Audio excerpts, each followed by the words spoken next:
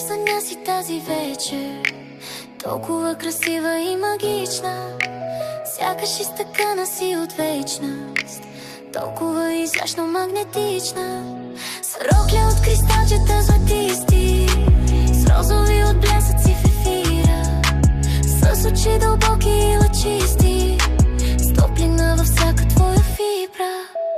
Движеше се леко и въздушно, но с увереност и тиха сила.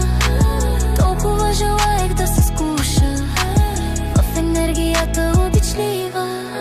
С цветове златисти ме прекърна, с розово изпълни ми сърцето, а усмивката ти ме обгърна, като одеяло топло меко. В миг свали си приказната рокля, даде ми я с поглед, я посочи.